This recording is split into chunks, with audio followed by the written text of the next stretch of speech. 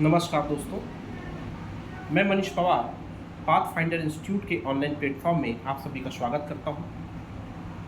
मित्रों, आज हम प्रतियोगिता परीक्षाओं के संदर्भ में एक नई श्रृंखला चालू कर रहे हैं, जिसमें हम प्रतिदिन जो करंट अफेयर्स हम पीडीएफ के माध्यम से आपको विभिन्न व्हाट्सएप ग्रुप में या टेलीग्राम ग्रुप में हम प्रदान करते थे, वो सभी करंट अफेयर्स को अब हम विश्लेषण सहित एक वीडियो कमेंट्री के माध्यम से मैं आप लोगों के सामने प्रस्तुत करूंगा।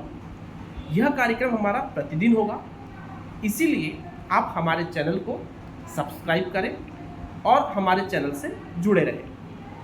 हमारे channel path finder institute Balaghat आपको ऑनलाइन प्लेटफॉर्म में उपलब्ध हो जाएगा। बात करें 16 अप्रैल के करंट अफेयर्स को लेकर, जो हम आपको 16 अप्रैल का पीडीएफ प्रोवाइड करेंगे, उसी पर मैं आज चर्चा कर रहा हूं। उसमें सबसे पहले बात करें तो वैश्विक स्वास्थ्य को लेकर जो एक प्रतिष्ठित पुरस्कार प्रदान किया जाता है, जिसे जॉन डर्क पुरस्कार कहा जाता है। जॉन डर्क पुरस्कार, ध्यान रखेंगे, यह वैश्विक स्वास्थ्य के संदर्भ में एक बड़ा प्रतिष्ठित पुरस्कार है, जो इस वर्ष डॉक्टर गगनदीप कंग को प्रदान किया गया है। ध्यान रखेंगे, प्रतिष्ठित जॉन डर्क पुरस्कार वैश्विक स्वास्थ्य के संदर्भ में प्रदान किया जाता है और यह प्रदान किया जा रहा है डॉक्टर गगनदीप कंग को। तो आप विशेषता ध्यान रखेंगे डॉक्टर गगनदीप कंग को। डॉक्टर गगनदीप कंग जो bill and Melinda Gates foundation है, उसमें निदेशक है, डायरेक्टर है। तो ये थोड़ा सा आपको परिचय डॉक्टर गगनदीप कंग का भी याद रखना है। दूसरी बात करते हैं तो हमारा जो दूसरा क्वेश्चन आपको उस पीडीएफ में मिलेगा, उसमें जलियांवाला बाग हत्याकांड को लेकर बातें की गई है। जलियांवाला बाग हत्याकांड, जैसा कि आप जानते हैं, 13 अप्रैल 1919 को अमृतसर के जलियांवाला बाग में घटित हुआ था।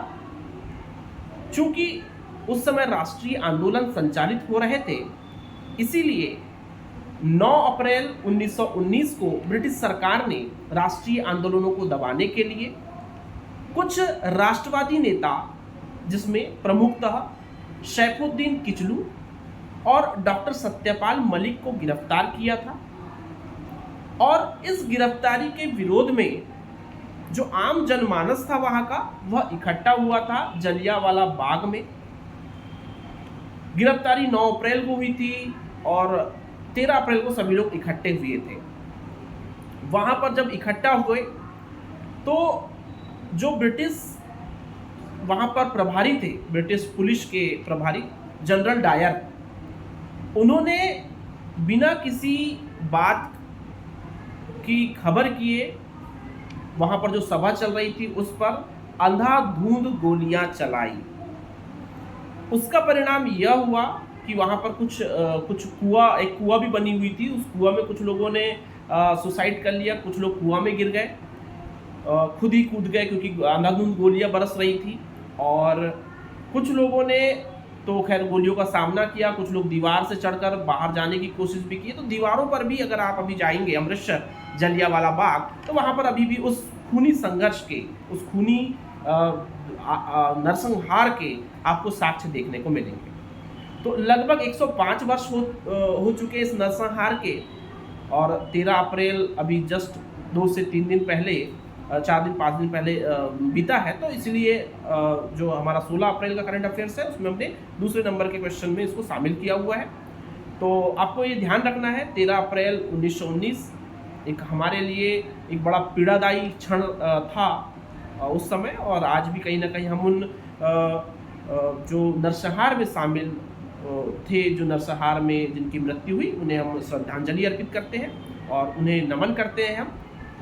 इसके अलावा ब्रिटिश सरकार ने ऐसा किसी प्रकार का संघर्ष न हो भविष्य में, इसलिए उसके बाद मार्शल लॉ भी लागू कर दिया था।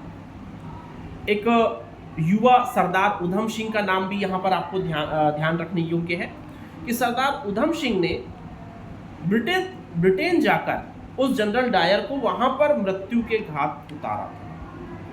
यह भी आपको यहाँ पर ध्यान रखना है। तो कुल मिलाकर हम यहाँ पर ये कह सकते हैं कि जलियांवाला बाग हत्याकांड हमारे लिए काफ़ी महत्वपूर्ण घटनाक्रम है और सभी परीक्षाओं के पॉइंट ऑफ व्यू से भी ये इम्पॉर्टेंट हो जाता है। इसके अलावा यदि हम बात करें तो अंगारा A5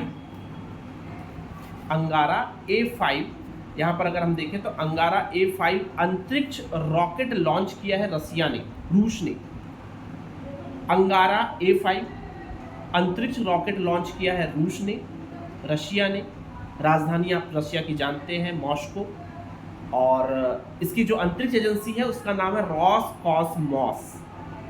तो 2-3 बातें यहाँ पर भी आपको ध्यान रखनी है कि अंगारा A5 अंतरिक्ष रॉकेट लॉन्च किया है रूस ने, रसिया ने, और अंतरिक्ष एजेंसी का नाम रॉसकॉसमॉस है। ये भी आपको ध्यान रखना है। इसके बाद जो अगला क्वेश्चन हमने जो लिया है वो है राष्ट्रीय आवास बैंक।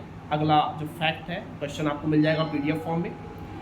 राष्ट्रीय आवास बैंक में नए प्रमुख नियुक्त हुए हैं संजय शुक्ला। तो आपको ध्यान रखना है, राष्ट्रीय आवास बैंक के नए प्रमुख संजय शुक्ला को अपॉइंट किया गया है, नियुक्त किया गया है।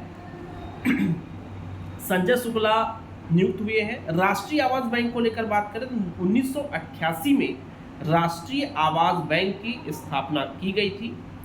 यह राष्ट्रीय आवास बैंक पूर्णतः सार्वजनिक क्षेत्र की कंपनी है, पूर्णतः सरकार के स्वामित्व वाली कंपनी है और आवास संबंधित फाइनेंशियल कार्य यह देखती है। मुख्यालय इसका नई दिल्ली में है। तो हेडक्वार्टर की यदि हम बात करें तो हेडक्वार्टर आपको मुख्यालय इसका नई दिल्ली में मिल जाएगा। अगला जो पॉइंट है करंट अफेयर्स में अगर हम देखें तो हमारा विदेशी मुद्रा भंडार लगातार बढ़ रहा है, आप परिचित हैं। तो रिजर्व बैंक ने नए आंकड़े जारी किया है हमारे विदेशी मुद्रा भंडार के।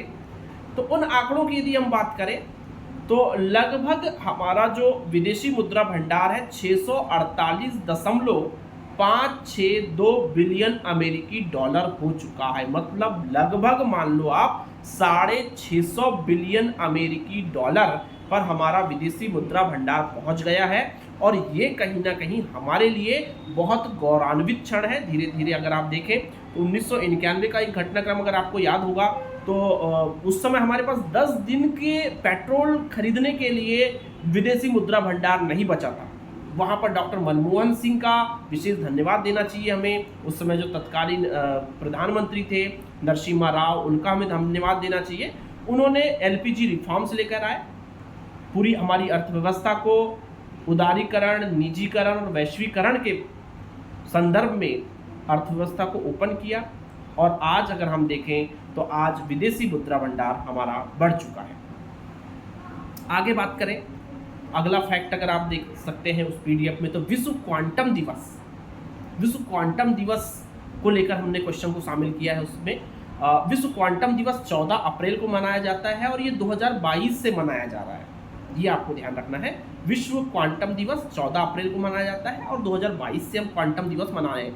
क्वांटम कंप्यूटिंग, क्वांटम टेक्नोलॉजी लगातार इनहेंस कर रही है। आप देख रहे हैं कुछ फिल्मों में, आप जैसे एवेंजर एंड गेम अगर आप देखेंगे तो उसमें क्वांटम टेक्नोलॉजी की काफ़ी चर्चा भी की गई है क्वांटम कंप्यूटिंग को लेकर।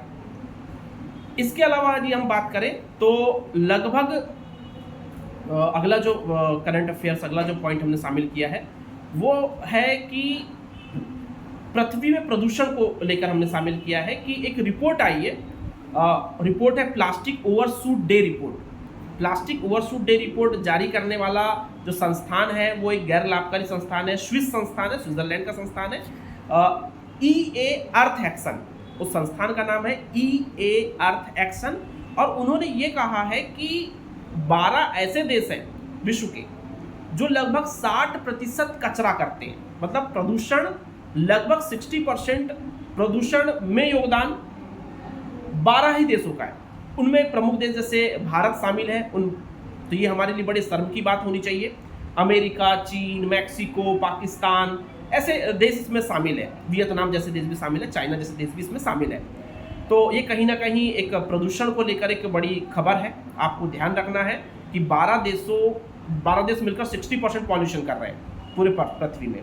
और ये स्विट्जरलैंड के एक गैर लाभकारी संस्था, एनजीओ कह सकते हैं, उन्होंने ये रिपोर्ट जारी किया है, प्लास्टिक ओवरशूट डे रिपोर्ट। अंतिम कुछ चर्चा और बची हुई है, जैसे आइसलैंड के जो प्रधानमंत्री हैं वो नए अपॉइंट हुए हैं, नए नियुक्त हुए हैं, बजरनी बेनेडिक्टसन आइसलैंड के नए प्रधानमंत्री बने हैं। आइसलैंड की राजधानी आपको पता होना चाहिए रेकजेविक, आइसलैंड की राजधानी है। और रेकजेविक जो राजधानी है उत्तरी गोलार्ध में सबसे उच्च अक्षांश में ये स्थित है। रेकजेविक आइसलैंड की जो राजधानी है, एक द्वीपीय देश है, ये आपको ध्यान रखना है। उसके बाद आगे बढ़ते हैं तो बांग्ला नववर्ष मनाया गया है, जिसे पहला बैसाख कहा जाता है। ये बांग्ला भाषी लोगों के लिए कहीं ना कहीं एक उनके सांस्कृतिक विरासत का एक बड़ा महत्वपूर्ण त्यौहार मनाया जाता है। लगभग 1967 से ये मनाया जा रहा है बांग्ला नववर्ष, ध्यान रखेंगे, इसे पहला बैसाख भी कहते हैं। इसके अलावा बात करें, बिल्कुल अंतिम बिंदु पे पहुंच चुके हैं हम आज के करंट अफेयर्स को लेकर। 16 तारीख का जो करंट अफेयर्स है पीडीएफ आपको उपलब्ध हो जाएगा। आप हमारे व्हाट्सएप ग्रुप के माध्यम से जुड़ सकते हैं हमसे, टेलीग्राम में भी हमारे साथ जुड़ सकते हैं। पाथफाइंडर इंस्टीट्यूट का आपको यूट्यूब चैनल भी मिल जाएगा। उस यूट्यूब चैनल के माध्यम से आप अपना नंबर यदि हम वहाँ पर कमेंट करते हैं तो हम आपको हमारे जो ऑफिशियल ग्रुप्स हैं उनसे जोड़ लेंगे व्हाट्सएप ग्रुप से, तो वहाँ पर आपको इनका पीडीएफ ईजिली मिल जाएगा। ये डेली करंट अफेयर्स आपको, और इसके मैंने कमेंट्री रोज चालू कर दिया, तो आज आपको 16 अप्रैल का कमेंट्री कर रहा हूँ मैं। 16 अप्रैल के बारे में बता रहा हूँ, कल मैं 17 अप्रैल का बताऊँगा, ठीक है। तो इसमें लास्ट पॉइंट है सीडीपी सुरक्षा। सीडीपी सुरक्षा क्लस्टर डेवलपमेंट प्रोग्राम, सीडीपी मतलब है क्लस्टर डेवलपमेंट प्रोग्राम।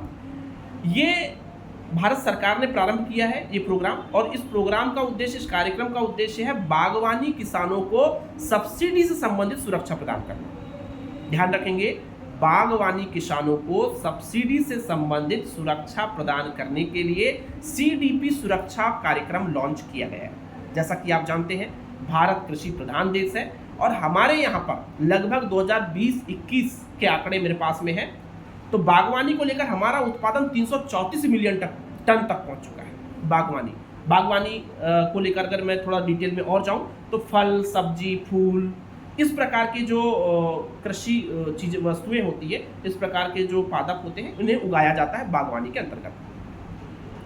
तो फाइनली यहाँ पर हमारा आज का करंट अफेयर समाप्त होता है। 16 अप्रैल का करंट अफेयर्स पर मैंने ये वीडियो तैयार किया है, तो 16 अप्रैल का पीडीएफ के साथ इस करंट अफेयर्स की वीडियो को यदि आप देखते हैं तो मेरा मानना है कि उस तारीख पर हमने जिन जिन बिंदुओं को कवर किया था वो कंप्लीट हो जाते हैं।